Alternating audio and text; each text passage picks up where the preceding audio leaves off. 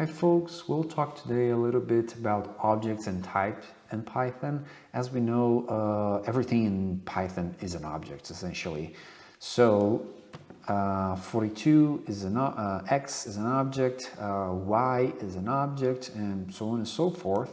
And of course, as a reminder for us, x and y, we don't put the type of it since Python knows the type of it, right?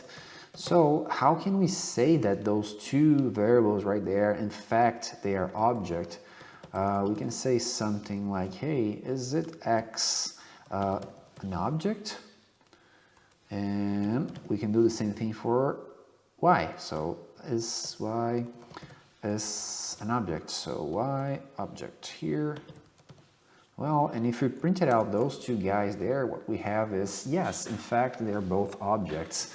But more than that, x and y, they are a reference for 42 and hello. And what we mean by that is, let's say, well, let's declare another variable here. Let's say a equals 100. Why not? And then we can take a look what, in fact, is the type the ID of this variable. So every variable here in Python has a specific ID.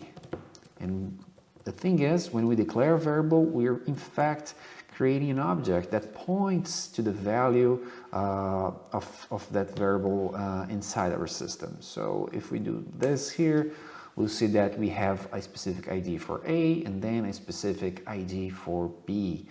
And how we can see that the values and the variables, the objects here, they are pointing out, in fact, to the same reference. So how can we do this?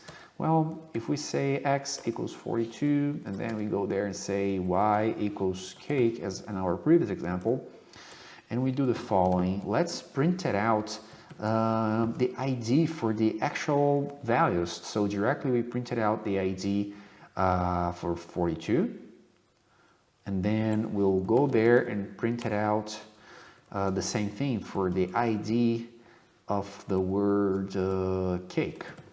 And then what we'll do is we're going to print it out the ID for the variable x and the ID for our variable y, and hopefully we'll obtain the same values because they are using the same reference, right?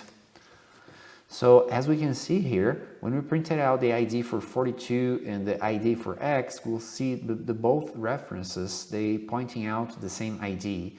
And the same thing happens when we printed out the ID for the word string cake and the actually ID for y, which is referencing the actual word cake.